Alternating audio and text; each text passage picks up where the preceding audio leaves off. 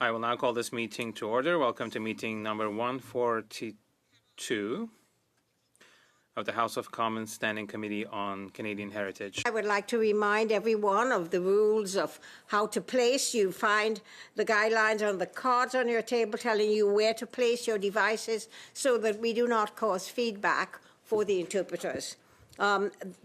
Today's meeting is taking place in a hybrid format, and I want to remind you of the following things. Before speaking, please wait until I recognize you by name. And for members participating in personal Zoom, you know there is a hand up motion at the bottom of your computer that can let you put your hand up. And also, I want to remind everyone that all comments should be addressed through the chair. I will give you a 30-second shout out, a real shout out, like 30 seconds I will yell, and you hear me, because I can't count on you looking up to see me going like this. So basically, you'll get a 30 seconds when you have 30 seconds left to finish. Now, pursuant to the order of reference of Tuesday, October the 29th, the committee will resume its further consideration of the 8th report of the Standing Committee on Canadian Heritage. And we do have today, according to that report, I want to welcome our witness. There's only one witness today. Welcome, Madame Marie-Philippe Bouchard, Chief Executive Officer of TV5 Quebec, Canada. You have 5 minutes, Ms. Bouchard, for your opening remarks. I will give you that 30-second yell when you have 30 seconds left. And then, of course, there will be a question and answer period in which people will ask you questions. So, begin, please. For 5 minutes, Ms. Bouchard.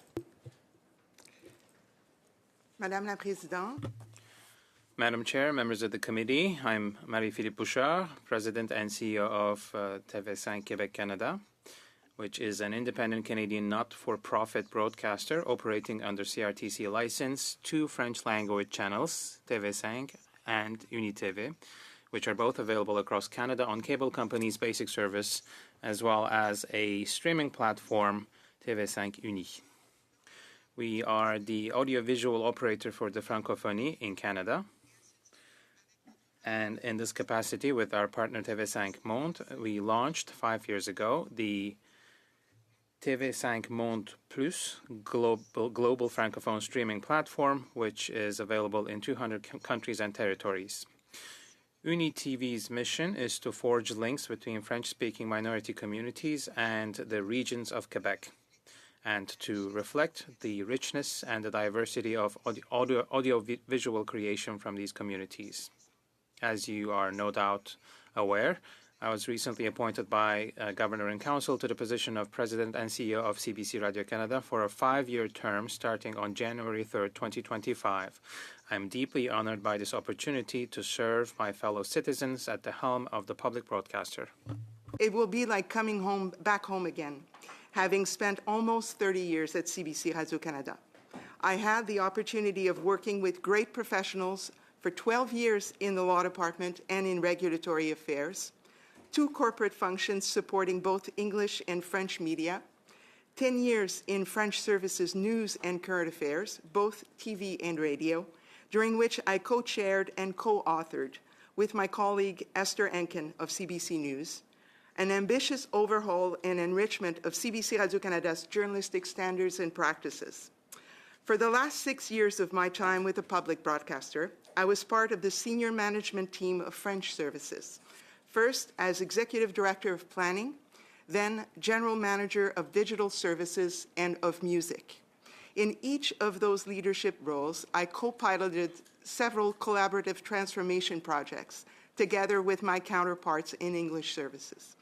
I say this not to toot my own horn, although I am very proud of my service, but because I am aware that I was not a public figure up to now, and that people may have a legitimate interest in knowing what experience I bring to the job of leading CBC Radio-Canada.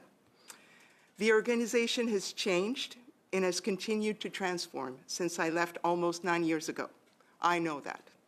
That's why I want to take the time to listen to employees, to stakeholders, and most importantly, to Canadians, users and non-users of the various services CBC Radio-Canada provides. Like any incoming CEO, I expect to spend my first weeks in the job listening, gathering, and analyzing information so that the strategy we develop and the targets we set are meaningful to Canadians, empowering to employees, and supportive of partners and stakeholders. Nous vivons une période fascinante.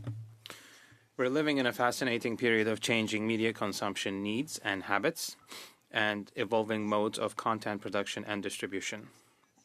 These transformations and evolutions are a source of opportunities to improve service to citizens and support for content creators. But they are also fraught with risks and threats, in particular to our cultural sovereignty, to the plurality of voices, and to the public's right to quality, verified, honest, and relevant information, both locally and regionally, nationally and internationally.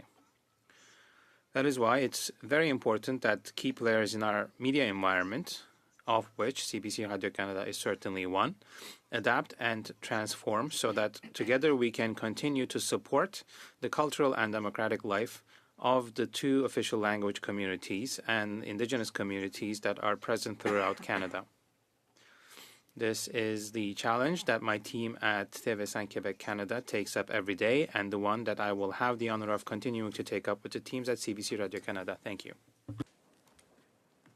Oh, that's really very, very efficient, Ms. Bouchard. You were less than the time that you were given. Very good. Thank you. Now, I want to start with the question and answer period. This is a 6-minute round, and I begin with, for the Conservatives, Mr. Couillard. For 6 minutes, please.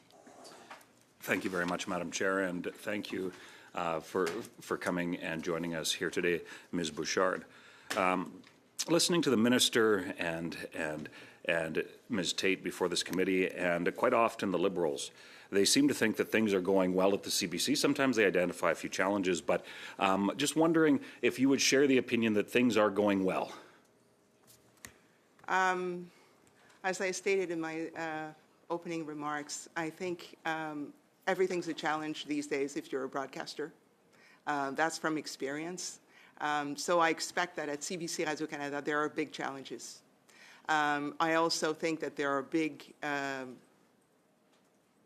developments that have occurred over the recent years, especially in the digital market. And that CBC and Radio-Canada have been leaders in this area, and certainly other broadcasters have benefited from what CBC Radio-Canada has accomplished. The conversation around there's approximately $1.4 billion taxpayer subsidy that goes to the public broadcaster, and Ms. Tate herself, through an access to information request, it was revealed, acknowledged that there was momentum growing in the defund the CBC campaign. And I certainly hear that from constituents. Is that something that you have heard? I've not personally heard people asking me to defund the CBC or asking me what I thought of that issue. I'm, as I said, involved in a French broadcaster that's transnational. So I have contacts with my colleagues from France Télévisions or the Belgians or the Swiss. And I know there's debate in every democracy about what is the way forward for public broadcasters, so that I understand that debate occurs in Canada, and I think it's a healthy debate. I think there's lots of issues that can be debated on the value going forward of a public broadcaster, and that's all I can say for now, because I don't have a whole lot of inside information, as you understand. Yeah, I'm sure that'll change in about 40 days. So that's now a topic of this committee, and certainly one of the primary items that has been brought forward to us, and certainly I've heard in my role as critic for heritage, Canadians extremely frustrated about the $18 million in bonuses that were paid out to executives, to managers, and to out-of-scope employees at the CBC. And just to put that into context, when it comes to the bonuses specifically paid to executives and members of the executive team at CBC, it would have averaged about $71,000 per individual. That's more than the average Canadian makes at a time when Canadians are, in fact, struggling.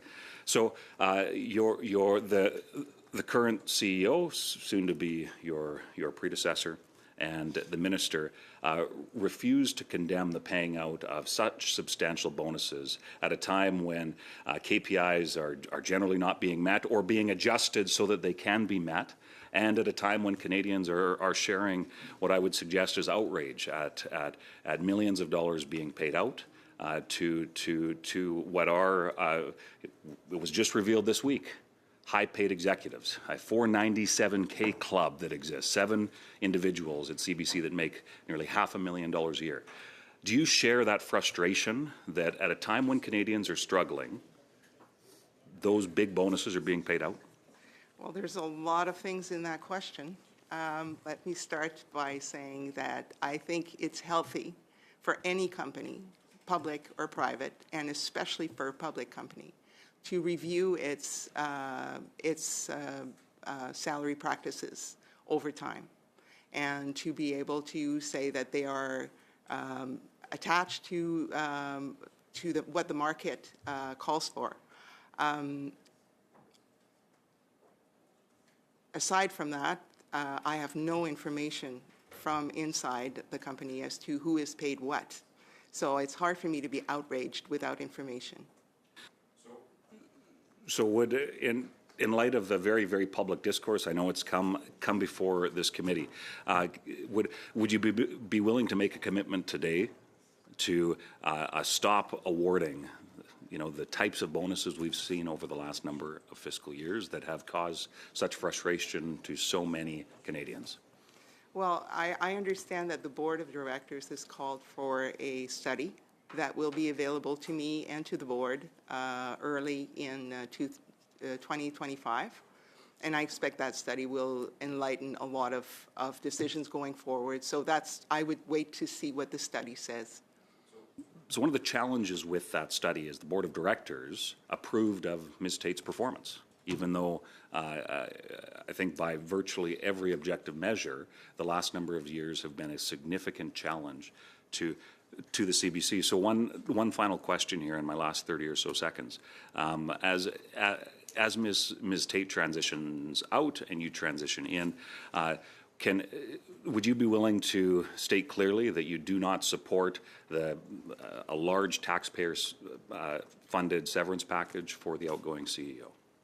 As I understand it, there is no such thing as an outgoing package for any CEO finishing their term. That's certainly not my understanding of my conditions. There will be no exit package when I finish. So I don't expect that, although I don't know the details, I don't expect that that would be part of the situation at hand. And the secondly is that I would have no decision or no influence on that decision anyway. But I don't think that that's the situation at hand. It's very interesting because previously when we've asked that question, there's been a refusal to even talk about what that may or may not look like. But that's my 6 minutes, so thank you very much. Yes, that's good. Very good. You've gone a little over time, Mr. Kurek, but there you go. We'll allow for that. This next person up is Ms. Latanzio for the Liberals. 6 minutes, please, Patricia. Thank you, Madam Chair. Madam Chair, I want to thank the witness for appearing today as an individual after a highly abnormal House of Commons motion passed by the opposition parties called for Madame Bouchard to appear. Madame Bouchard, you've been asked to appear before us today, even before you've begun your appointment. As I understand it, it'll be on January 3rd, 2025. And you are now being asked to answer questions for a longer amount of time than most individual witnesses. From the last series of questions, it is clear that the Conservatives here want to perhaps maybe entrap you into saying something about CBC Radio-Canada even before you serve or you start your job as CEO. So for the record, Madam Chair, I'd like to state that some of us in this room believe that it is ridiculous to ask someone to speak or comment on a situation they haven't even had a chance to be briefed on, or for a job they haven't even started working in. But I will ask questions perhaps on your role, your past role. So, si vous permettez, je vais le faire en français. Donc, le rôle... So I'll ask you a question about your role at the helm of a broadcaster that you know full well, TV5, TV5. because you have been in your role as the CEO for a while now. Yes, I've been in that role for 9 years now. It's a not-for-profit organization, a lot smaller than CBC Radio-Canada. One of the things I've learned managing this company has been the remarkable agility that one can develop under those kinds of circumstances, and the collaboration that you can have with other public broadcasters. It's in the very nature of TV5 to be in close connection, in close relationships with other broadcasters in other parts of Europe, but other parts of the world as well. So we have relations with Télé-Québec, TFO, and other groups and entities, and we have Francophone producing partners in minority setting across Quebec. So it's a whole network of collaboration that allows a small organization to achieve such results. So TV5 is another public media outlet. So what are the principles that make the difference between the different outlets, TVA, TV5, CTV, or others? Well, the first principle is universality. We try to be open and accessible by all to cover the needs of people as per our mandate. We have a specific mandate that caters to the Francophonie, and we don't produce daily news. We broadcast daily news coming to us from our partners, but we are complementing the work done by other broadcasters. For instance, Télé-Québec, TFO, they have educational content, and of course CBC Radio-Canada, the national broadcaster, especially in French Radio-Canada, and we collaborate with them to enrich the services that already exist for users. What would be the risks, in your opinion, Madame Bouchard, if we did not have these public media services, and if private media continue to decline? Il est déjà présent. The risk is already present. There's a risk of disinformation in some areas because the conditions of operation for media outlets, be they written, digital, or broadcasting media, are becoming more difficult. So public services ensure basic coverage throughout the country, and that is fundamental. But there's more than that. There are lots of communities that will not at all be served, particularly Francophones in minority language communities. It takes Radio-Canada, TFO, TV5 to offer a variety of news, documentaries, entertainment, and activities for youth that correspond to them. Now, talking about eliminating CBC Radio-Canada, could this cause a loss of thousands and thousands of jobs if there is defunding? I do not understand what you mean. Fund the CBC Radio-Canada. If we want to defund it, would that not lead to an enormous job losses in the thousands? Le modèle de financement. The current funding model for CBC Radio-Canada is mainly based on parliamentary credits. It's also based on a legislative mandate and on license conditions that are provided by CRTC to the public broadcasters. So all these people, all these conditions must work together. So if there's an imbalance in this triangle, there's a disruption in the mandate, so some conditions of license will not be fulfilled. So no money, no jobs. Well, it is clear that a broadcaster Des employés qu'il doit payer. A broadcaster has employees that have to be paid, so it's part of its obligations. So if there are any cuts, and that's what many broadcasters are experiencing now, if there's any drop in revenue, irrespective of the source of revenue, there's a potential impact on jobs, that's for sure. Thank you, Ms. Bouchard. Very much, Mr. Tanzio. Mr. Champoux for the Bloc Matin, 6 minutes, please. Merci, Madame la Présidente. Thank you, Chair. Madam Bouchard, thank you for your first visit to the Canadian Heritage Committee. I have a feeling that this is not the last time we're going to see you. Madam Bouchard, the quest for someone to take over from Catherine Tate from CBC Radio Canada was a real challenge. To many observers, it appeared to be a major challenge for the minister, for the government, to find a quality person to take over the position in the current context. That is a position that is already complex because of the changes taking place in radio broadcasting, the transition to digital broadcasting, ads, of course, but also because of the threat to the public broadcaster if there's a conservative government that cuts or defunds CBC. And there are many criticisms that were made after your appointment. They talked about trust that was broken. They're hoping that the president will be able to reestablish trust. Ms. Bren from the University of Laval, that you probably know, also said that it was not a gift, but a major challenge, and there's lots of hope. So, Ms. Bouchard, congratulations on your appointment. What do you think of all these challenges with all the fears and concerns that have been expressed? I received lots of messages following the announcement of my appointment. And I received that question at the selection committee, how people will react if I were appointed.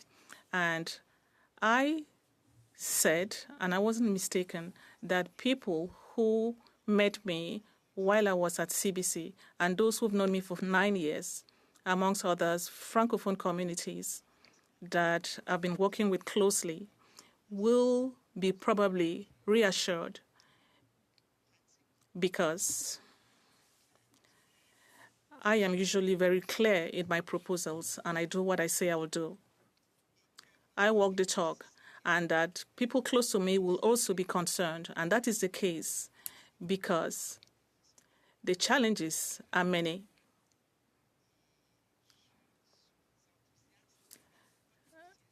I am enthusiastic faced with the potential for transformation because this is a time of transformation, but I'm also concerned for the entire country, for the employees of CBC Radio Canada, and for future generations, because I strongly believe that the public broadcaster has given a lot to this country, to the people, and there are lots of those communities that are enjoying that today. Ms. Bouchard, I promise that I will criticize you when necessary, but I must say something favorable. I was impressed. On paper, you are good with concession. You play. Ceci étant dit, et puis... You are good with concessions. Well, I'm not very good with sports. It was just a joke.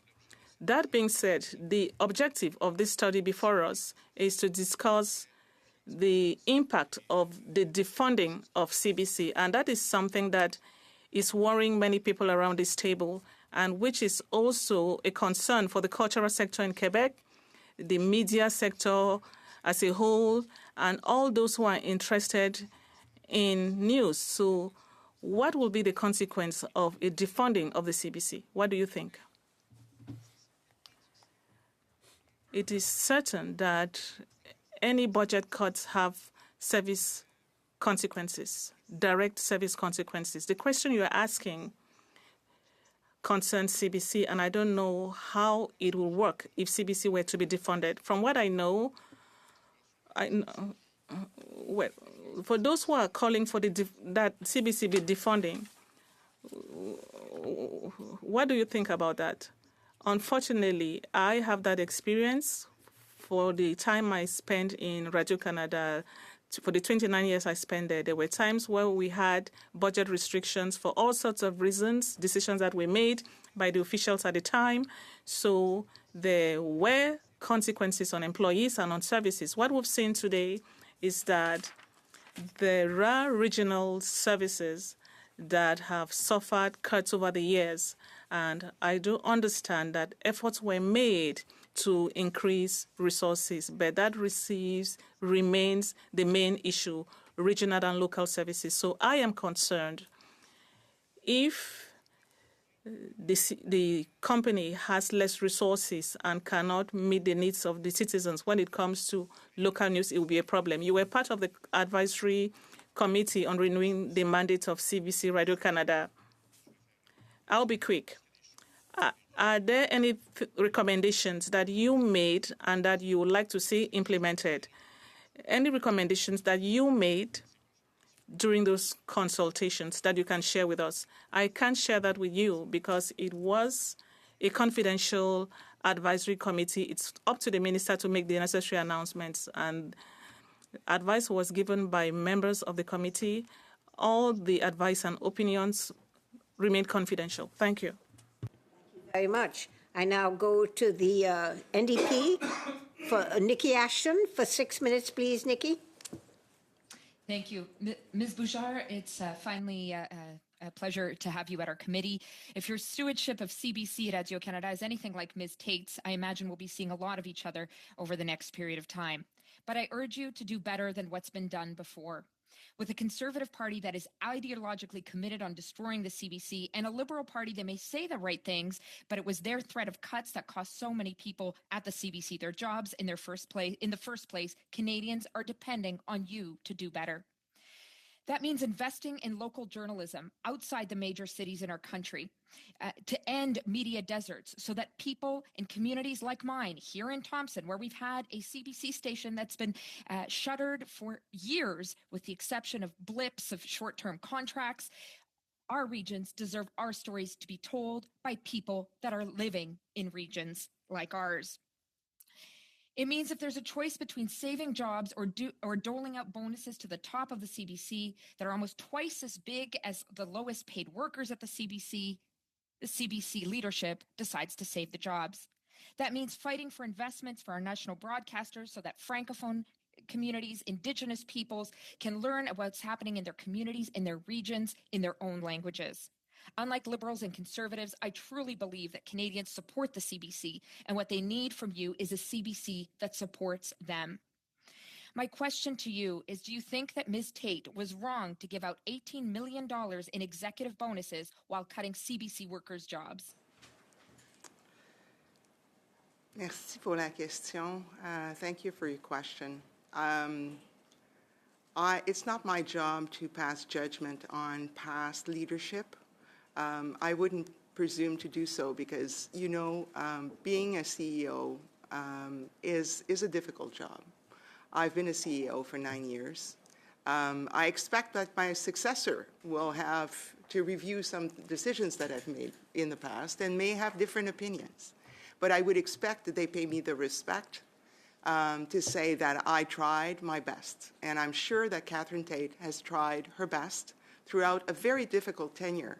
Don't forget, we went through COVID. This is unprecedented in terms of having to run a public broadcaster with reporters and field crews in a health crisis situation with people asking and demanding for so much vital information. So, I mean, I'm not going to pass judgment. And I think we should thank her for her service. Well, I think what Canadians want to hear is that their public broadcasters not interested in doling out executive bonuses while they cut workers' jobs and while Canadians are suffering. Let me move on. I'd like to now present a motion that I have submitted to committee, a motion that I believe is particularly timely. We know in recent months we've heard disturbing information about the unacceptable culture at Canada Soccer. More in this summer, our country was rocked by, of course, the findings that Canada Soccer officials were using drones to spy on other teams at the Paris Olympics. Since that time, we've had news reports from the Globe and Mail, from TSN, from Radio-Canada that there is an unacceptable culture at Canada Soccer. This is an issue for us as MPs. This is about public funding. This is about public money going to our national sporting organizations like Canada Soccer. This is about Canada's reputation on the world stage. and here at home when it comes to what exactly our national team and our national sporting organization, in the case of Canada Soccer, is doing. This is also about the lack of sport policy. It is absolutely shameful that we've seen nothing from the federal government with the exception of a couple statements early in the summer during the Olympics when it comes to the scandalous information that's coming out about Canada Soccer. We have, as MPs, have a responsibility to get to the bottom of what's happening at Canada Soccer. Canadians deserve the truth. And in that vein, I will be putting forward the motion that I submitted on Monday, that pursuant to Standing Order 1082, the committee undertake a study of no less than 10 hours to study the role of officials associated to the Canadian women's soccer team and Canada Soccer in the creation of an unacceptable culture, including troubling workplace allegations and the use of spying, which has damaged Canada's reputation, including in the lead up to Canada co-hosting the 2026 FIFA World Cup, and that the committee summon, pursuant to Standing Order 1081, Bev Priestman and John Herdman to appear before committee for no less than 2 hours, in addition to the Chief Executive Officer and representatives of Soccer Canada and representatives of FIFA and past or present Team Canada Soccer players, and also representatives from the Canadian Centre for Ethics in Sport, representatives of Own the Podium, and the Minister of Sport, and that the committee report its findings and recommendations to the House, and that pursuant to Standing Order 109, the committee requests that the government table a comprehensive response to the report. I look forward to all MPs on behalf of Canadians bringing to light what exactly is happening at Canada Soccer. Canadians deserve the truth. Ms. Ashton, I think that a similar motion to this came forward and was voted down by the committee in October the 17th. And once a decision is made by the committee, it cannot be questioned, but must stand as a judgment of the committee. Now, what question I'm going to ask you is, although this motion is very similar in intent, why is this motion different from the one voted down by the committee the last time you voted forward? I'd like to know if you have a reason for making this different, because I have a tendency to think I should move this as inadmissible. But go ahead, Ms. Ashton. I'm giving you an opportunity to speak to the difference in this motion. Absolutely. Well, it is different in the case of referring to broader allegations. It moves beyond the spying that we know took place at the Olympics. Recent news stories, like I said, from Radio-Canada, TSN, the Globe and Mail, have pointed to the fact that we are talking about much more than spying now, and this motion refers to an unacceptable culture, including troubling workplace allegations. And anyone that's read the media has heard about the allegations of bullying and harassment. So this study is far more than what was focused, what I brought up earlier, and is much more, I would say, timely, because it reflects the media stories that have come out in recent weeks that have pointed to the fact that there's some real problems at Canada Soccer. I will also add that this motion has some different witnesses, including Own the Podium, which is a funder of Canada Soccer. Again, where is public money going? And is public money going towards spying? Is public money going towards building a culture of harassment and intimidation? And also, more notably, this motion also refers to inviting the Minister of Sport, which the previous motion did not. I think Canadians deserve to hear from the Minister of Sport, from the federal government, what exactly they know and what they're doing to fix the problems at Canada Soccer. So it is substantively different and much wider in scope than the previous motion that focused on the one issue. Ms. Ashton, so I think you've made a good point in why this should be allowed to stand. So I would allow this motion to stand. So the motion is on the floor. Mr. Champoux.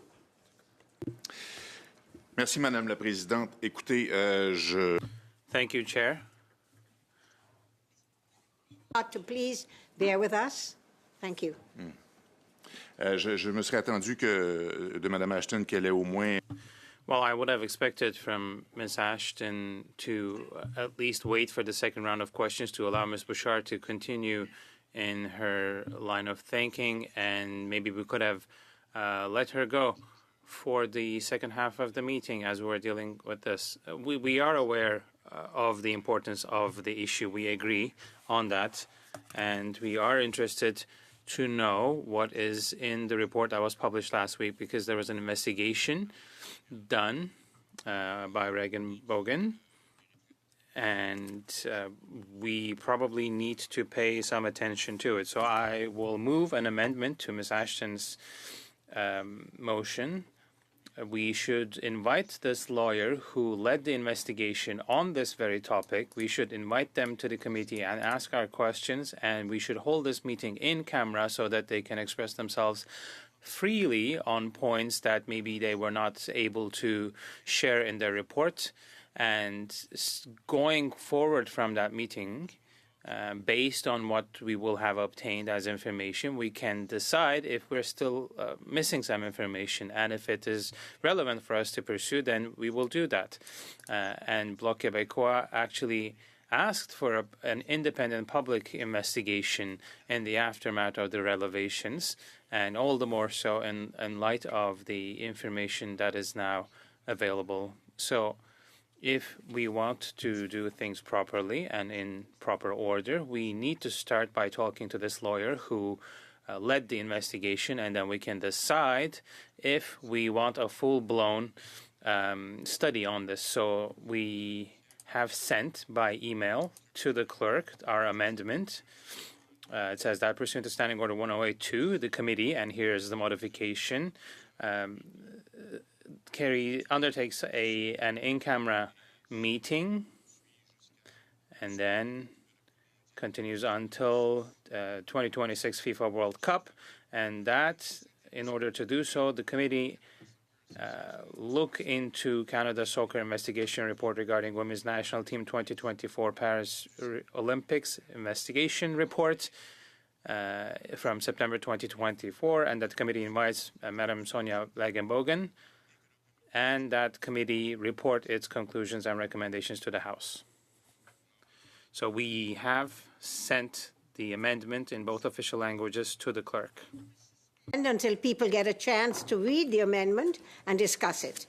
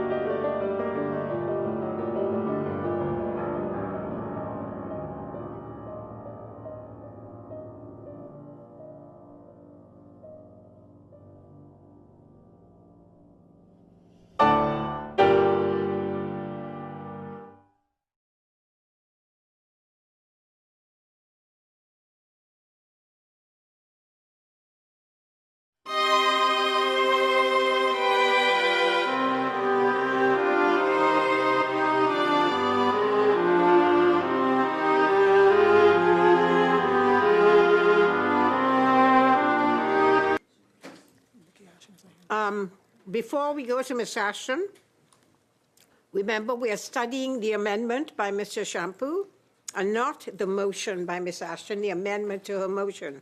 If you note, the amendment removes the words undertake a study of no less than 10 hours. So the words dedicate a 2-hour in-camera meeting to study everything. Removed from this was a list of the witnesses that Ms. Ashton put. And in fact, only one witness was put in place, and it was Sonia Regenbergen from the firm Matthews, Dinsdale and Clark, LLP, and the committee reported its findings and recommendations. Now, that's a pretty simple amendment, so I will entertain discussion on the amendment. Martin?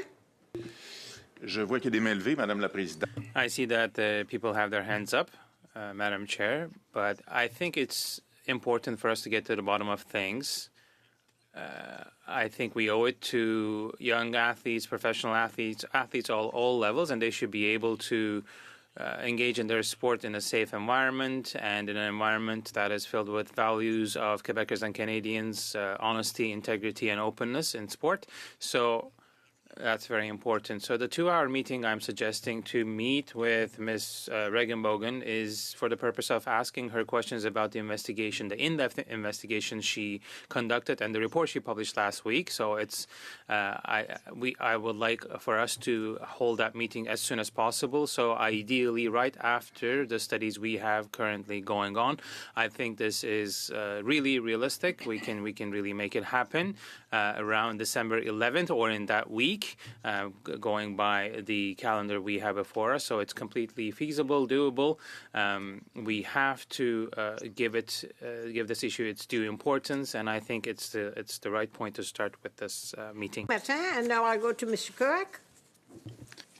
Thank you, Madam Chair, and I'll keep this very, very brief. Certainly support getting some answers on behalf of young athletes and whatnot. It's unfortunate it was moved at the beginning of this meeting, but I just hope it can be dealt with expeditiously so we can get back to our witness who is patiently waiting. Thank you. Ms. Gainey? Merci, Madame la Présidente. Je suis en accord avec mon collègue, Monsieur Shampoo. Thank you, Chair. I agree with my colleague, Mr. Shampoo. You know, as he said, the committee has a number of things on the docket. So while this is important, we would have to prioritize what we've already undertaken before we embark on what's being proposed in that amendment. I would also just highlight that the minister did cut funding immediately for the coaches during this investigation, and the organization is committed to the changes that are outlined in the report. Nonetheless, I do think it's worth having the author here and an opportunity to speak to them about what is in the report. So we will support the amendment. Thank you. Merci. And then I have Ms. Ashton. Well, let me be brief and very clear. I find it outrageous that the Bloc is gutting our motion on something as critical as a range of scandals that have now come out of Canada Soccer. This is about the use of public funding. This is about Canada's reputation, which maybe for the Bloc doesn't really matter. But the reality is that we as MPs have a... Madame la Présidente, un petit rappel au règlement, s'il vous plaît. Madam Chair, point of order. I don't want to violate my colleagues' freedom of expression, but seriously, I just clearly said that it's a topic we take very seriously and we consider it important to dwell into it and that we dedicate the attention it deserves.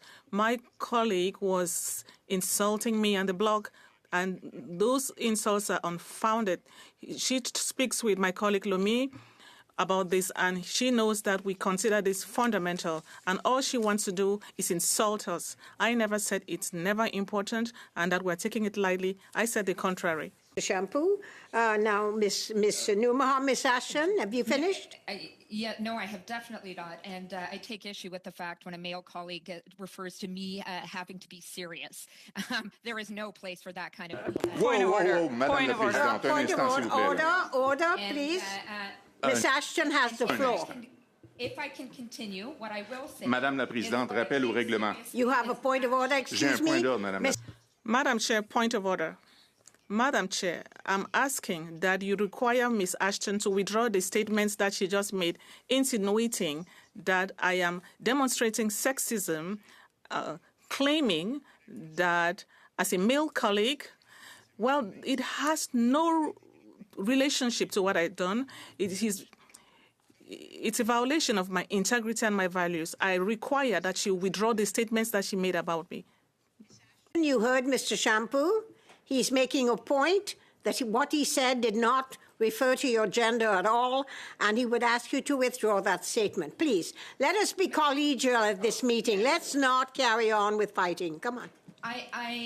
What I will say, Madam Chair, and I don't want to impugn my colleagues' motives, but I do have concerns with the phrasing that was used, and I express that as such, as somebody who's been doing this work for 16 years. But let me get to the point here. What I know is important is for Canadians to get. Ms. Ashton, I think Mr. Shampoo asked for you to withdraw your statement about his being a sexist. So will you please deal with that issue first? If Monsieur Shampoo believes that I called him sexist, I certainly that was not my intention. I took issue with the comment that he made, which I find deeply troubling. But let me get back to the point here, which is the gutting of this motion by the Bloc, and now we're hearing support from the Liberals. I don't know why the government is so keen to hide what's happening at Canada Soccer. We know that the recent report is not on the workplace culture. It is simply on the spying scandal. We know from allegations and recent media reports that the problems at Canada Soccer go far beyond that report.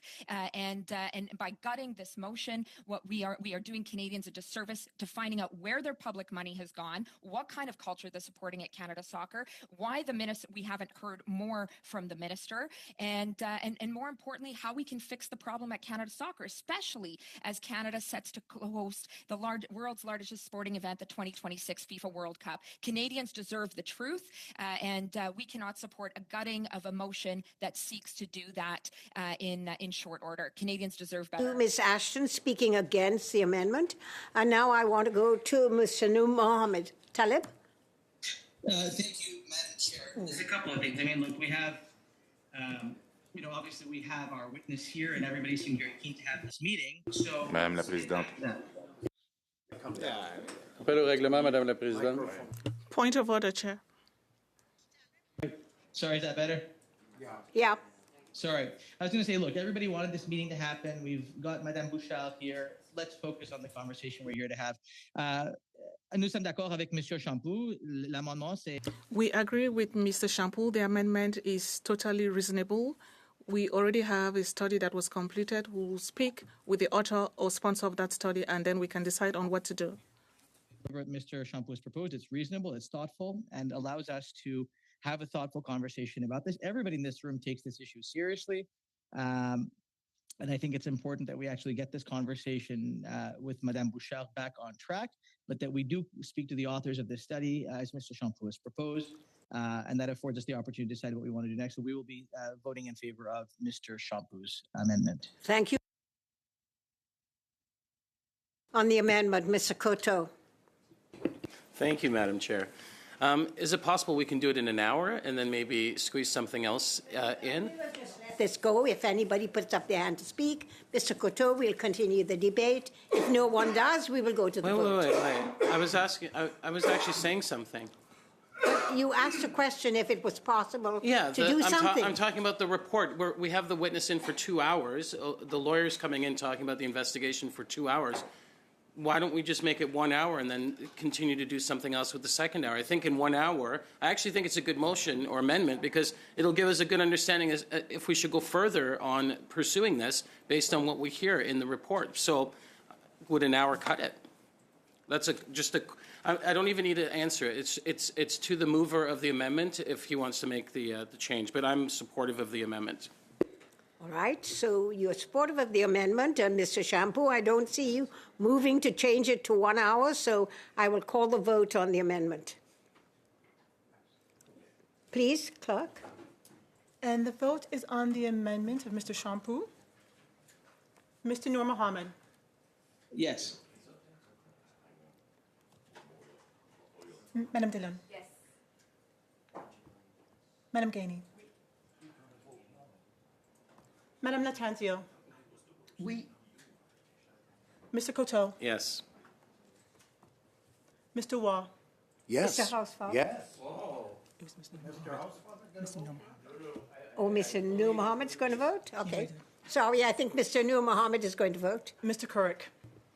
Yes. Mr. Godin. Oui. Mr. Giovanni. Mr. Champoux. Madam Ashton. No. All right, the amendment is carried. And so I think we can move on now to voting on the motion as amended. Though, again, please call the vote. No, I see no hands raised to speak. Please go ahead, clerk. Mr. Nur Mohammed. Yes. Madam Dillon. Madam Gainey. Yes. Madam Natanzio. Oui. Mr. Coteau. Yes. Mr. Waugh. Yes. Mr. Couric. Mr. Godin. Oui. Mr. Giovanni. Yes. Mr. Champoux. Oui. Madam Ashton. No. 10 yeas, 1 nay. The motion as amended is carried, and so we will go back to the order of the day, which is Madame Bouchard, and I now have a second round to begin. It's a 5-minute round for the Liberals and the Conservatives, and we begin with Mr. Sorry, I don't know. I have a Conservative person's name down. Mr. Godin. Mr. Godin. Sorry about that, Mr. Godin. Merci, Madame la Présidente. Thank you, Madam Chair. Apologies, Madam Bouchard. This is all parliamentary procedure. This was special. Unfortunately, the members of the NDP, may have been disturbed. Congratulations, you are the first Francophone woman to occupy the position of President and CEO of CBC Radio Canada. As backbench minister, I am happy. As shadow minister for this ministry, I'm happy. You will take over your position in January. As a leader, what is your opinion on the use of performance bonuses? I would like to hear what you think. Generally speaking, corporate compensation methods use different mechanisms. There's fixed compensation, variable short-term remuneration, long-term remuneration, and different types of remuneration. The reality is that compensation experts are looking into the best practices. But you as CEO, what do you think about that? I'm trying to explain, but could you be brief because I don't have enough time? What I think is that these are practices that evolve over time. It's important to keep step with the best practices to obtain the results we want, to attract and retain talent in the positions we want to fill, and have transparent and fair practices. I understand you, Madame Bouchard. Let me interpret what you've said. You could attain performances using other tools. Individual performances are based on different factors. Thank you. Now, Madame Bouchard, personally, you worked with CBC already. Did you obtain any bonuses? In some positions I occupied, there was a variable remuneration because there were indicators, performance indicators that were in your salary descriptions. It was part of the policy of the company. It was based on the general performance of the company, the performance of the division, and individual performance. A while ago, you were responding to one of my colleagues, and you said CBC Radio Canada went through a difficult period in the past. There were already job cuts. Over the past 9 years, there was no defunding of the corporation, but there was a 50% drop in the CBC audience. And it was recently announced that 800 jobs were lost. Now, look, so consistency with funding is not necessarily tied with performance. Do you agree with me? Well, performance is not only about television. You have radio, the digital sector. There are lots of things or factors that are taken into account when we are looking at the global performance of the company, depending on the mandate. So we cannot conflict the two. And you don't only have public revenue that is used to fund CBC Radio Canada. We also have ad revenue and commercial revenue. And we know that the market has been difficult for everyone over the past few years. It has been the same thing for TVC, for TV5. So you can agree that there's the private sector and the public sector, and the public sector has certain things it receives. So there's a difference between the two. Madam Bouchard, will you eliminate the bonuses in CBC Radio Canada when you become CEO? When I take up my position, I will recognize the analysis of the situation that was ordered. We will assess that together with the Board of Administration to find out the policies that we need to implement to be fair with our employees while ensuring that there's sound governance in our compensation practices. I have no prejudice. That's like what I would like you to retain. What I understand is that you are open. What I will do is read the study. Madam Bouchard, I understand what you're saying. We have 1 second left. I'm sorry. Thank you. Thank you. Mr. Coteau, for 5 minutes, please. Thank you very much, Madam Chair, and thank you so much for being here. And I join my colleague opposite in congratulating you on this this extraordinary opportunity, really, to really look for ways to strengthen not only the organization as a whole, but the perception that's out there. As you know, over the last few months, well, several months, we've been meeting with CBC through this committee process and talking about some controversial issues like the performance pay or bonuses, as some may refer to them as. But and I believe that you have an opportunity to go in there and to review processes to better align with where Canadians are. And I've said that from the very beginning that there is an opportunity. Chair, there's a lot of talking. Madam Chair, there's a lot of people talking while I'm talking. Can Sorry, you, the clerk and I are trying to figure out the number of rounds we have Can left. you just pull back my few 20 seconds? I'll start from there. But I think you have a great opportunity to really review some of the processes to better align with where Canadians are. So congratulations, but you have a huge challenge in front of you.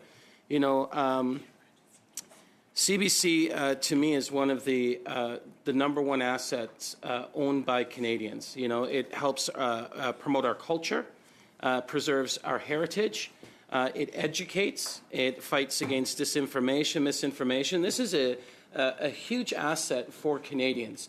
I'm a big supporter of it, but I know that there's a lot of people out there, maybe 20, 30%, who knows, that would like to defund the CBC. If you go actually and Google defund the CBC, the first thing that pops up is the Conservative website where they're fundraising off of the issues. So they are playing to a base, and they're raising money off of this issues because there are Canadians out there that would love to defund it. But the majority of Canadians want the CBC here, and they want to support it, and you have an enormous task in front of you. So my first question is, being at TV5 over the last several years and spending much time at CBC, what have you learned being outside of CBC that you think can apply into CBC based on your experience being outside of it for the last several years? Well, many things, but I think I alluded to some of this earlier. I think one of the biggest learnings from my time at TV5 is how you can go much further when you collaborate. And I think there's, you know, CBC is a big organization. It's deep, and there's always challenges for collaborations inside. And sometimes it can benefit, I think it would benefit from being more connected to more components of our ecosystem. It is already very much connected, and I'm not saying that, you know, this is a new idea. But I think going forward, the challenges that we have as a country and as different people, Francophones and Anglophones and First Nations, there's so much risk of losing our culture that we need to collaborate better. And I think there's a depth of resources and expertise at CBC Radio-Canada that could benefit the whole ecosystem. So I'll be looking for ways to better connect the corporation with other pieces of what supports Canadian culture and journalism.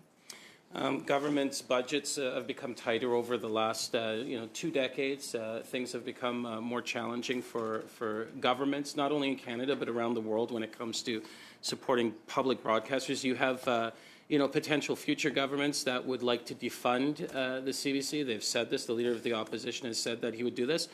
Why did you decide to take this job, considering the enormous challenges you have in front of you? I have public broadcasting at heart. I've been doing this for a long time. To be frank, when the search for candidates started, I was approached and I said no. And then I volunteered for the Ministers' Committee, expert committee, because I thought, okay, that's going to be my contribution. I'm going to go and give my ideas and benefit from what I've learned with my contacts internationally and give that back. And then it started working in my head that, there's so many opportunities and it's so precious for all Canadians and for future generations that we figure out this problem, that we together figure out this problem. There's a limit in resources, I understand that, and we have to be really efficient. But there's an incredible wealth in this idea of a broadcaster, a media that belongs to the public, and that his first focus is the audience. Well, I wish you all the best, and I hope that your vision, once implemented, eventually wins the hearts of even more Canadians and maybe even our colleagues opposite. Thank you so much. Monsieur Champoux, for 2.5 minutes, please. Merci, Madame la Présidente. Thank you, Chair. I don't have much time. Ms. Bouchard, can you talk to us about the impact of Radio-Canada on the entirety of the culture sector in Quebec and in the rest of Francophone Canada, and what kind of an impact can a public broadcaster have on the work of technicians, producers, artists, and others, and what would be the impacts, more importantly, of defunding the public broadcaster for these sectors, for these cultural industries? Well, it's existential. That's how important it is, because the entire media industry is suffering, and the presence of Radio-Canada in all the regions, in all different arts, in music, for instance, is one of the sectors that I know well. Without Radio-Canada, many artists' careers would have been a lot harder or maybe even impossible, because they support up-and-coming artists in classical music, jazz, and chanson, and others. So that is one of the missions of the public service, to support arts and culture. And without Radio-Canada, the situation would have been dire. Well, correct me if I'm wrong, but it's about telling people's stories. And the funding would also have impact on that front too. Yes, I can tell you that, because I am also part of exporting our content at TV5 Monde, especially Francophone fiction work is very popular, and it's about 30% of the global content, and that gets about 25% of the viewings in all regions and in all languages. The content is in French, but it's subtitled in many languages, and that content is internationally successful, which really goes to show that we have extraordinary talent. Well, during your term, one of your objectives will probably be to further increase this visibility in all the platforms that exist. And of course, you will bring your experience to the job. You will hopefully have our stories and productions travel the world, if I can put it this way. Access and discoverability are also two big challenges. Thank you very much. Thank you, Martin.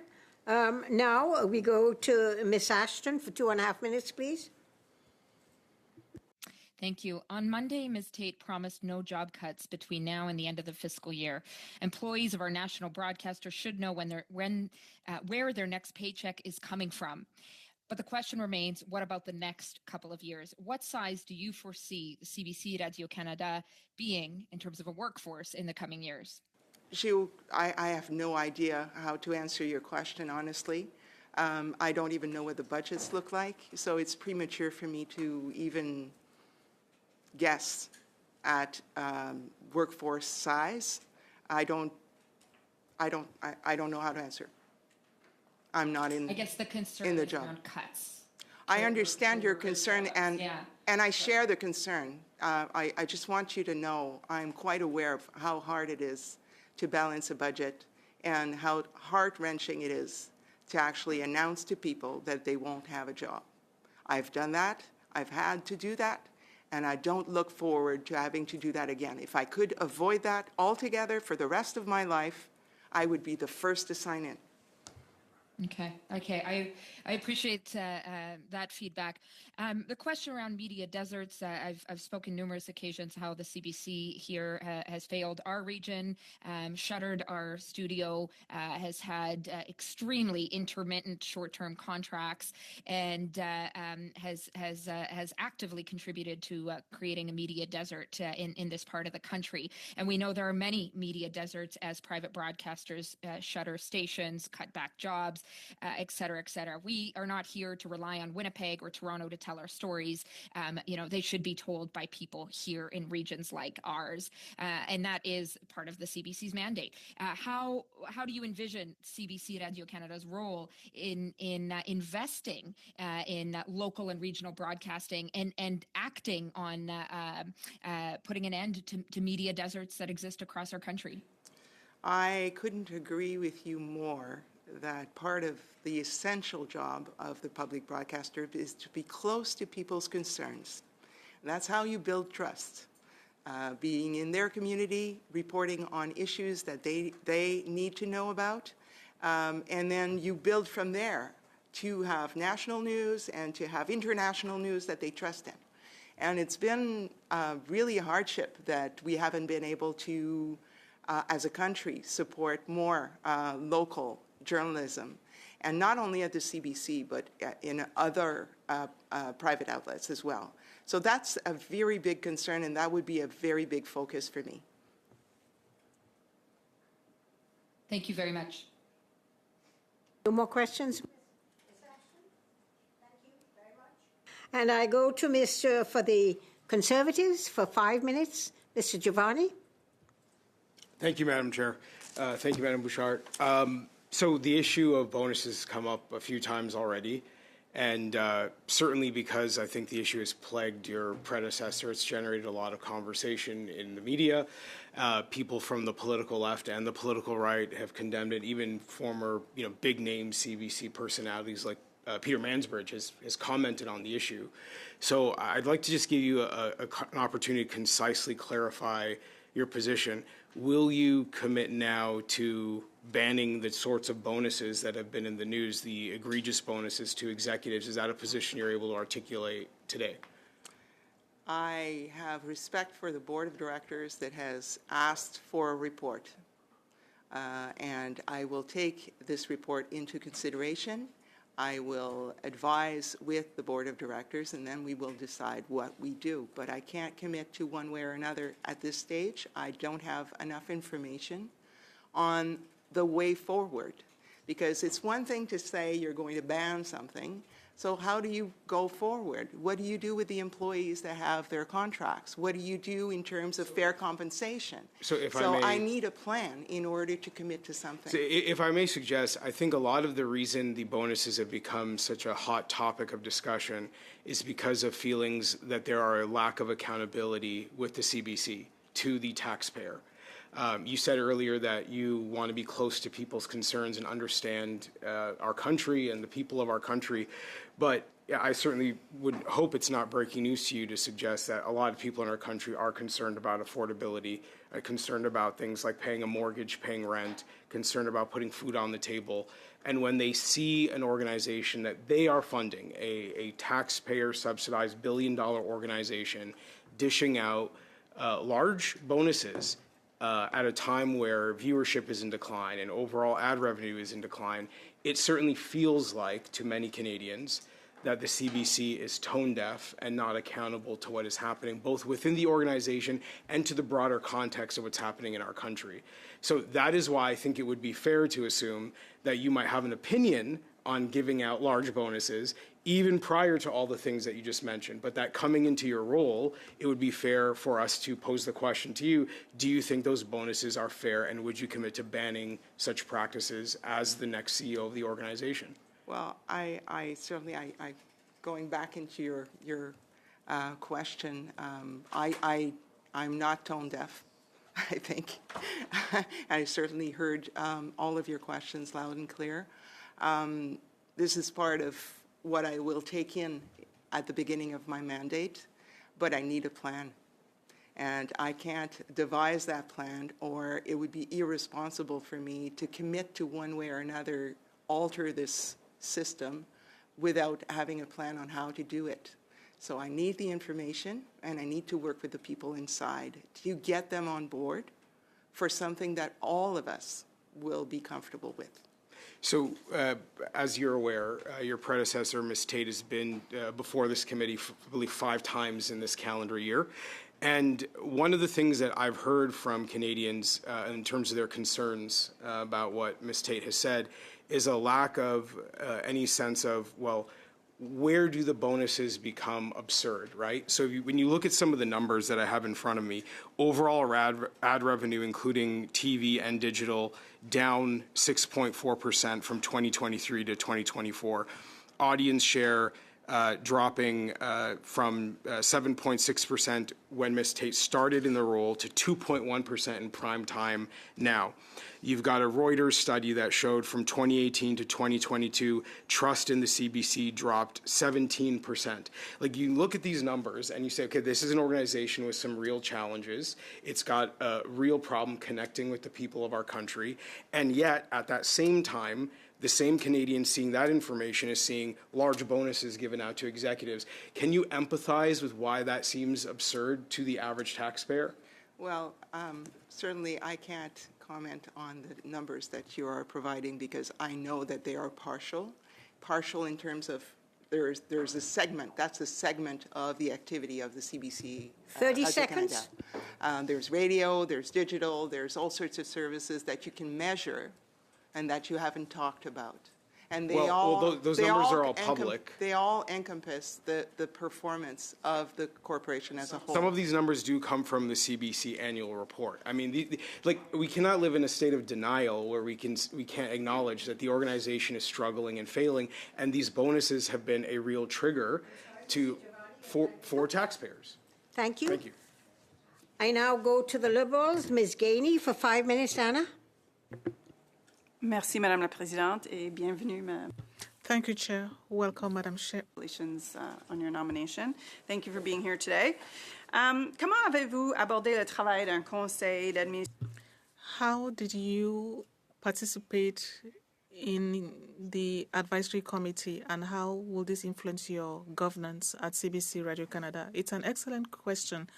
It was a lot to learn from a board of administration when you've never done it. So I did work with the Board of Administration of TV5, which was independent, with members appointed by different stakeholders and members chosen by the board itself.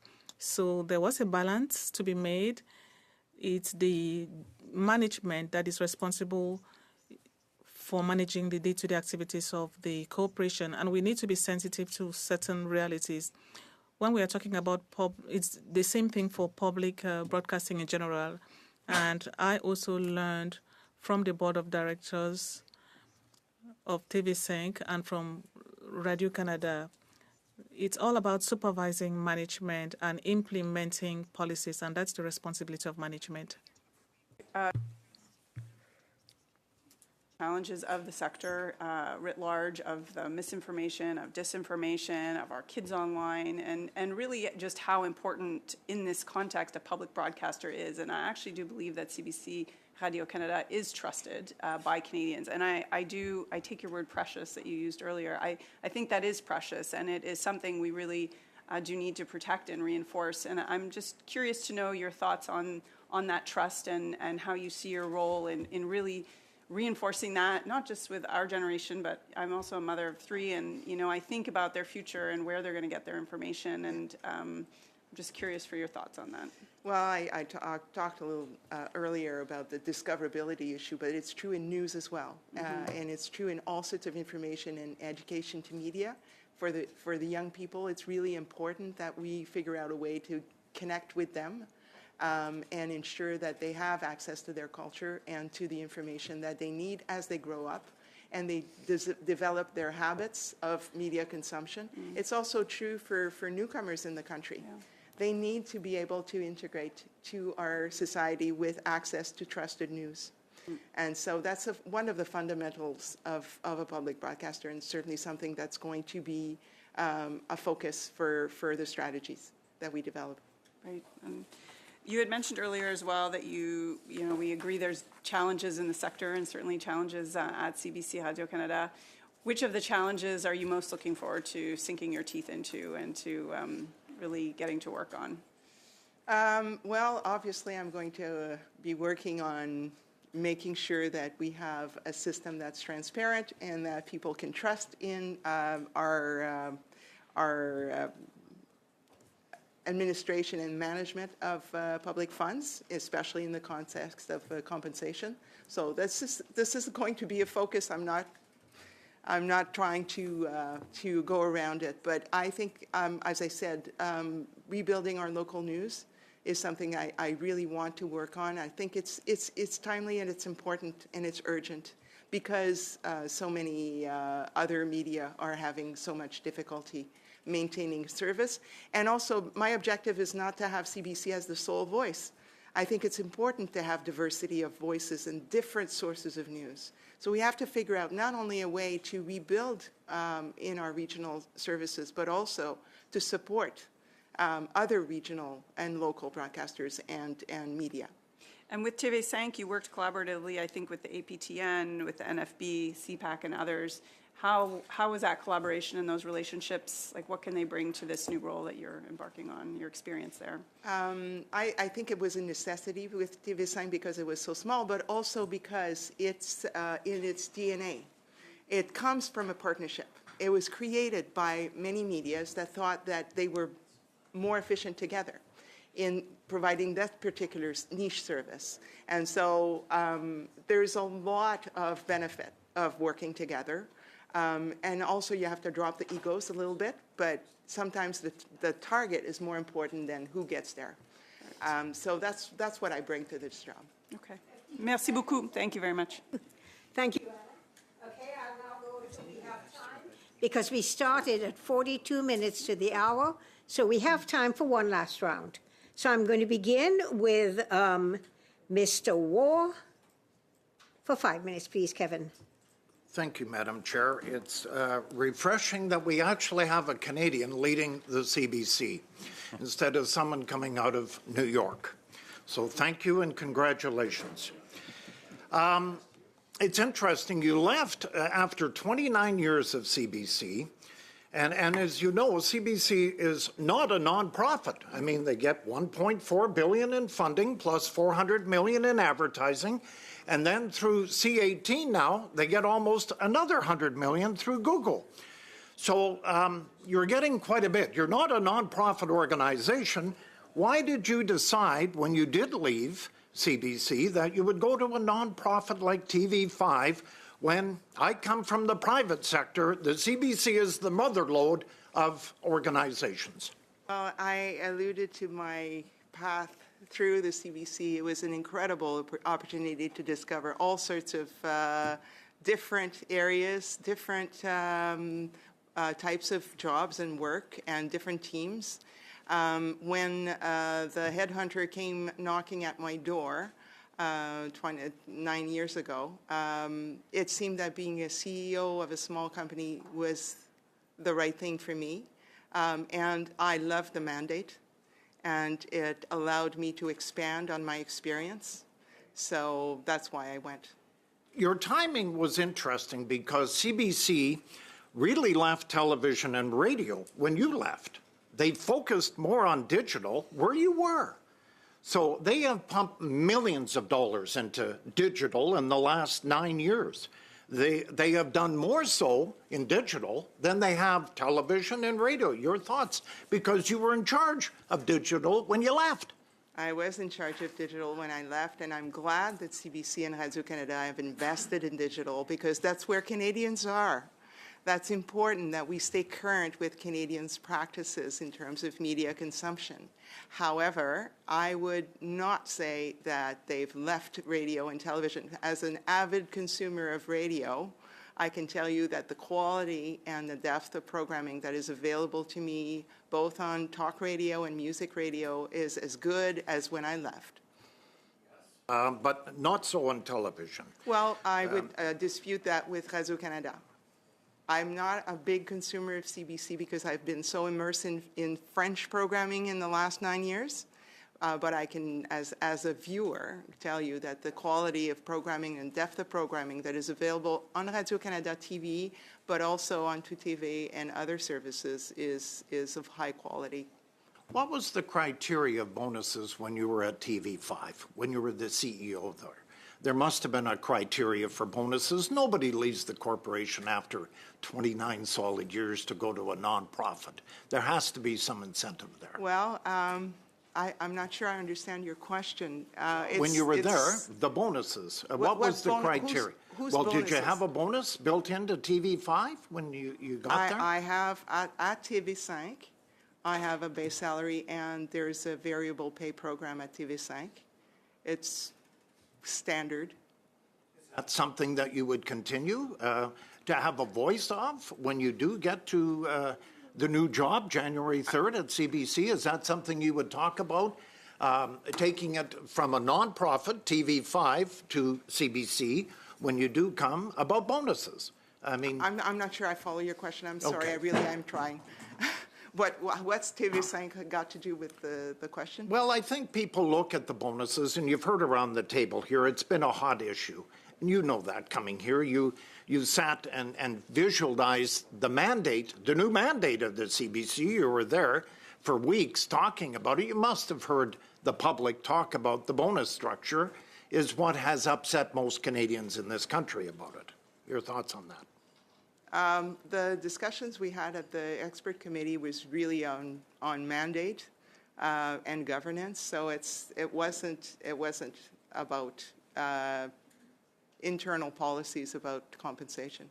How are you going to turn the trust around? You talked a little bit about 30 seconds. How are you going to turn the trust in the public broadcaster around? You have seen it erode in this country. How are you going to turn the trust into the CBC around with the general public? Well, I can tell you, because I talk with my colleagues in Europe, we see the trust issue, all of us, all public broadcasters see the trust issue as something central to our mission, to our mandate, and there are different currents of opinion currently worldwide on the issue of public broadcasting. So it's not something that's specific to the CBC or specific to Canada. It's a challenge for all of us public broadcasters to maintain that trust and to earn it, honestly. It's about earning it. You never take it for granted. Thank you. Thank you very much. And I'll go to the Liberals, Mr. Housefather. Anthony, 5 minutes, please. Madam Chair, et merci Madame Bouchard. C'est un plaisir de vous accueillir ici. Thank you, Madam Bouchard. Delighted to have you here in the committee. In my opinion, One of the essential services of CBC Radio-Canada is its importance in local communities and the work that is done. People think that Francophone services outside Quebec, well, it's possible to cut all English services and maintain the quality French services of Radio-Canada. I understand there's a mix of different services. You could have a cameraman, a journalist, a truck, and a camera used by CBC elsewhere in Canada and also being used by the Francophone service. Could you explain that situation a bit?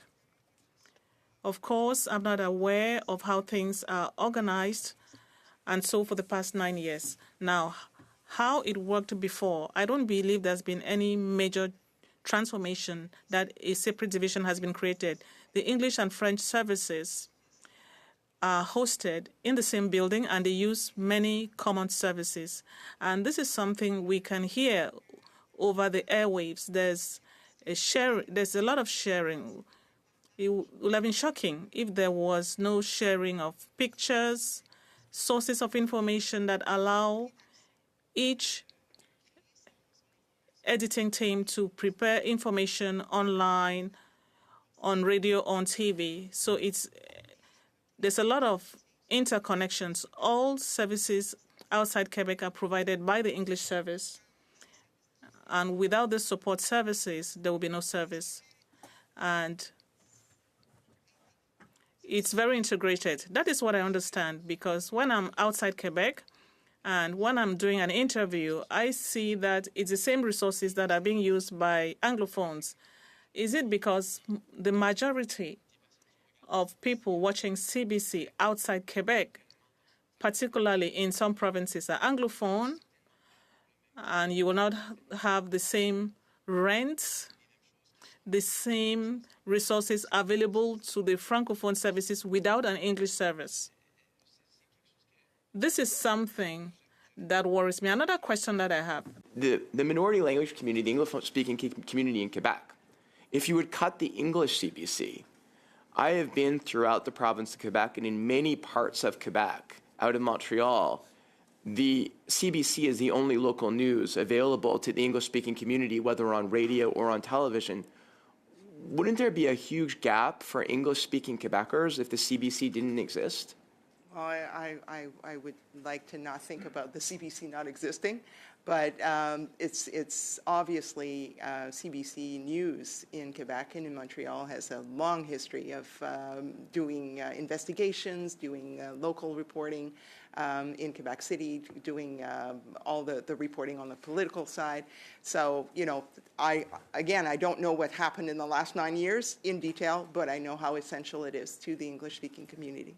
Yeah, I mean, for example, if I visit New Carlisle in the Gaspé, or I go up to the coast of Labrador in the North Shore, or even if I'm in Quebec City or Trois-Rivières, the CBC is my only conduit to English-speaking local news because there's no, daily English papers, and there's no other radio station or television station that is local that is dealing with my news in my municipality. So I guess, to me, the CBC, essential service to me, nationally. And now you're coming into an incredibly important job. If you could give me your number one priority, what would that be? The number one priority, I think, is to get close to Canadians, understand where their heart is, where their beat is, and making sure that we serve responsibly to the mandate that we are given. I know it's a big task, but that's the essence of it. And it takes many, many different steps and strategies, but that's the essence of it. That's what we need to do. 30 seconds, that's it. Thank you. Right on the button, Anthony. Thank you. I now go to Martin Champoux. Martin, 2.5 minutes, please. Merci, Madame. Thank you. Ms. Bouchard, when you were answering the question by Ms. Gainey, you started touching upon the responsibility of CBC Radio-Canada in terms of protecting and developing news in the different regions, but you didn't only talk about the public broadcaster role. but you also refer to local news. Now, one thing we haven't talked in depth about is allowing smaller companies in the different regions, community TVs and networks and weeklies, for instance, that do not have the means of digital broadcasting, while CBC Radio Canada can share resources and infrastructure to allow these small information media outlets covering regional news. That will be essential. Do you think that it's part of the role that you can play as the public broadcaster? I think we need to think the whole community and the whole gamut of services and the whole diversity of services. Now, once you've asked that question, you then need to ask yourself, what are the needs of each media outlet? And the answer likely will not be one solution, one size fits all kind of approach. So can some resources be shared? Can some other types of resources be made available to them? Is it, for instance, visibility that these outlets need? Well, often the issue is that media outlets, they want to be independent, they want to have their own voices, but they don't have access to people, to an audience, and they cannot generate income. So maybe there might be a role for Radio-Canada CBC to play in all of that to support these entities. While Anthony was saying, referring to the importance of CBC in Quebec, it's also true for francophones outside of Quebec. So the media outlets serving these populations that are not public broadcasters, they are even more fragile given the current situation of the media landscape. So the role of the public broadcaster could very well also include supporting these smaller media outlets so they can keep covering local news and regional news. So one last question very quickly. Would you be in favor of abolishing ads in public in news broadcasts through an increase in the public funding to CBC? Well, when it comes to ads, and I'm referring to the Quebec market specifically, we have to remind ourselves that it's a small and fragile market. And there is original ad creation that depends on the existence of media outlets for their ads to be distributed. But if you take Radio-Canada out of the equation, out of the ad space in Quebec, in Francophone ad space, now will we not find ourselves in a situation that we already experienced decades ago? The ads we were seeing were translated or adapted ads that did not really reflect the culture. So there's something... Madame Bouchard. And I now go to Nikki Ashton for 2.5 minutes. Thank you. We know that defunding the CBC Radio-Canada will have dire consequences for francophones across this country, for Northerners, for rural Canadians, for Indigenous communities. CBC Radio-Canada is often the only newscaster willing to tell these communities, our communities, stories from our perspectives. We saw how the threat of Liberal cuts led to job losses for CBC Radio-Canada to the point that the workforce is closer to what it was during the Harper era. But what effects would more cuts, more defunding from either the Liberals or the Conservatives, who are both happy to do it, what would that do for these communities that depend on the CBC and Radio-Canada? Well, any cut in funding means a diminishment in service. I mean, there's a limit to efficiencies that you can generate. If there's a significant reduction in funding, there's going to have to be an impact. It's unavoidable. There's especially in the current market with commercial revenue being so difficult and so challenged, any reduction in budget is going to have a direct impact on jobs and on service.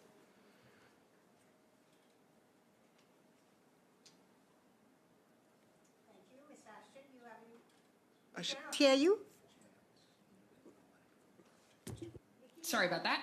I just wanted to end off by thanking Ms. Bouchard for coming to our committee, and even before her mandate begins. But like I said, it's very clear that our committee cares deeply about the future of the CBC, and I think most Canadians want to see a stronger CBC, but a CBC that's also accountable, that doesn't dole out executive bonuses while cutting jobs, that invests in local and regional broadcasting in our communities, that looks at acting on investing in media deserts like so many that are growing across our country.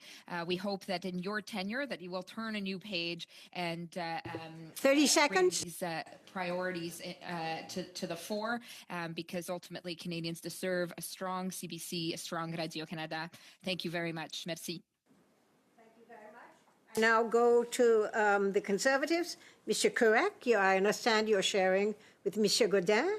Yes? Yes. For 5 minutes, please. The share is 5 minutes in total. Thank you very much, Madam Chair. It's interesting. You come with 29 years experience at CBC. You've spent 9 years in the private sector working for a not-for-profit, and then you're coming back after having participated in this renewal of the mandate panel with the minister. And you've mentioned a few things about that, but said that the report is going to the minister. But I think that you've referenced a few times that you want to hear the Canadian story, that you want to hear what Canadians have to say about CBC. So I'm going to go back to the question of bonuses, because I think that this is where many Canadians see a massive disconnect between $18 million paid out to executives and managers versus the challenges that Canadians are facing, and seeing just a massive disconnect that exists there. So I think my question, I'd really like to nail down on this, because it comes down to the issue of trust and making sure that Canadians can in fact trust that leadership at the CBC, an organization that they largely pay for one way or another, it's through a $1.4 billion subsidy, trust that it's not going to go to bonuses for executives that are in downtown office towers that have very little to do with telling the Canadian story. So again, I want to nail down. You talked about reviewing the bonus structure. You're hearing from elected members of Parliament, and this is not unique to Conservatives, although maybe our solutions are a little different, but to nail down specifically that bonuses need to be a thing of the past, certainly as they're structured today at the CBC. Is that something that you can commit to before this committee? Well, thank you for, Madam Chair, for the invitation of the member to commit to something. I will commit to studying the matter very seriously. I'm not tone deaf. I also need a plan in order to make sure that all employees are compensated fairly, that there's a system in place that's transparent, that is fair, that's not arbitrary, that doesn't get to change conditions of service or of employment in mid-course without explanation or without some system. So that's all I can commit to, is to study the matter with the benefit of expert advice and with the counsel of the board of directors, in order to put something forward that is going to be trusted both inside and outside the corporation. You now have 2 minutes, Mr. Godin. Merci, Madame la Présidente. Madame. Thank you, Chair. Ms. Bouchard, you will understand that for us as elected representatives, it's very tough to defend $18 million in bonus payments when people are going to food banks. So it's hard to defend. And now I would like to hear your thoughts on this information. People say that if there is a Conservative government, which seems likely going by the polls, but we cannot predict the future, of course, people say that Radio-Canada will be shut down. But do you not think that if you sit down with the board and if you come up with a plan, that you'd be able to offer a better platform, better service for Francophones in Canada, across Canada? Well, I have the Broadcasting Act, which sets the framework for my mandate, and it indicates that this service would need to be delivered in both official languages and Indigenous languages. So as long as Parliament does not modify that legislation, I wouldn't be able to tell you what the outcome of that would be. Well, English-speaking Canadians... Mr. Godin, that's what happens when you guys try to share time, eh? Somebody always goes over your time. Okay, thank you. So now I go to the final question, and that's from the Liberals, Ms. Lattanzio. 5 minutes, please.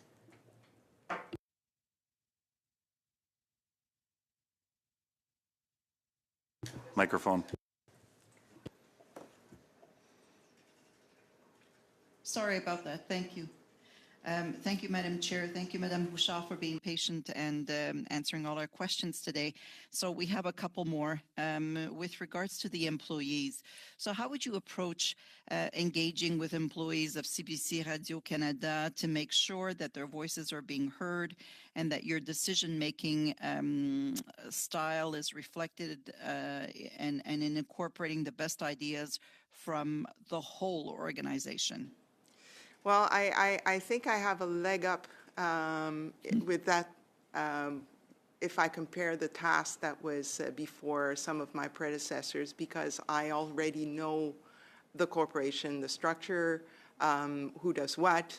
I don't know the people who work there today necessarily everywhere, but I plan to travel a fair amount and be available to talk to employees from all levels. I also want to talk to, obviously, the senior executive team, but their team as well, and to hear from unions and to hear from all sorts of situations that they are ideas. This is a really incredible organization. There are so many bright people working there. With incredible depth of experience. I think we have a great benefit in listening to them.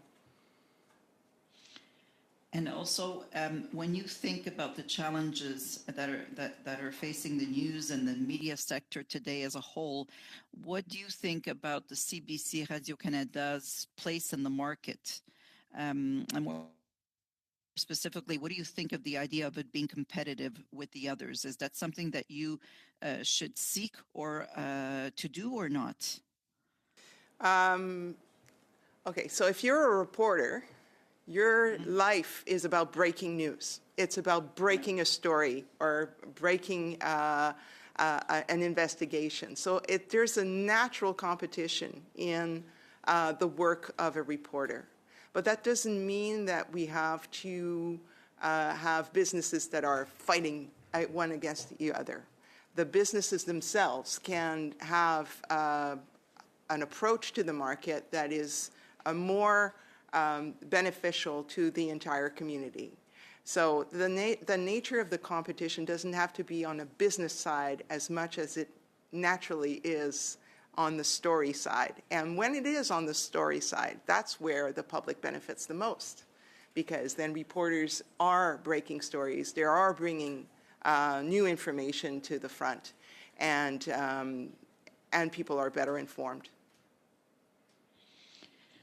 And we all have observed that people get their information today differently than they have in the past. So how do you think that this has affected the perception of traditional news and information sources? That's the stretch that we're in as media organizations, is that there is still an audience for traditional news. And they are very much attached to that service, and so we can't just disregard their needs. But at the same time, there's whole sorts of people getting their news from Facebook, from other social media, and that's a big challenge because we have to be where people actually consume their information. So that means that all media organizations, and that's true for TV5, we've had to stretch not only the resources that we had to maintain the service, because there is still an audience there and it's loyal, and then to expand the service. And there's a limit to the resources that we can do. So we have to be very efficient. We have to find new ways. We have to think about how we can collaborate with each other, what infrastructures we can share, what resources we can share in order to meet all of those needs and to be relevant to all generations. 11 seconds. And what factors do you think will play into the fact that people keep trusting CBC Radio Can or not? Its presence, its standards, its ability to live up to them, and its listening abilities. That is what I would like the corporation to be known for, not just that it has a microphone or an ability to publish, but it has an ability and a talent for listening. Thank you very much. I wish you good luck. Thank you. Very much. And now I think, Mr. Champoux, you have something you wanted to say? Merci, Madame la Présidente. Thank you, Chair. I just want to allow the clerk to work without any undue pressure. We have a meeting on the agenda, an additional meeting for Monday, the 2nd of December, as we did this week in the afternoon, to deal with the report that we are now studying, but also our study on freedom of expression. The meeting is planned from 3:30 to 5:30 p.m., so I want to make sure that our clerk has all the tools, all the information, all the support she needs to be able to summon witnesses. And if she needs any help or if she have any questions about the Monday afternoon meeting, I would like us to resolve that today. Go ahead, clerk, answer the question.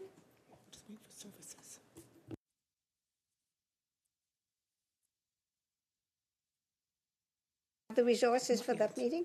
We don't know if we have resources for the afternoon meeting on Monday. No, we've not had a response. But let us imagine that we do, and we're going to have that meeting.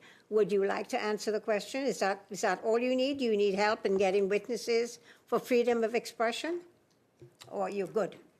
So, as always, I always like to receive additional witness names. It's always greatly appreciated. I know I've got some trickled in, but more is always better to assist in the securing of these witnesses. The request has been made for additional resources for Monday from 3:30 to 5:30 p.m. With coffee? Ideally with coffee. And we're just waiting for confirmation that all the services are available to accommodate that meeting on Monday, December 2nd from 3:30 to 5:30, in addition to the Monday meeting from 11 a.m. to 2 p.m. In which we will have the 3 expert CBC witnesses requested by the motion. And if we finish that on Monday morning, then the analysts can go ahead and write a report for us to get ready to table in the House in the time allocated for us. Okay, no pressure, no, they're good. They can do it. They know how to do this in their sleep. They're pretty good, and they feel pretty confident they can get it done. I don't think it's going to be an enormous report. So we will have to deal with that, and then we want Martin to finish his freedom of expression, because we don't know when the House will actually rise. So, right on. Okay? So that's good. Now, there being no further information, I want to thank I was going to thank Martin. I would like to thank Madame Bouchard for coming and for being extraordinarily patient while we had that little segue into a motion and a votes, et cetera, et cetera.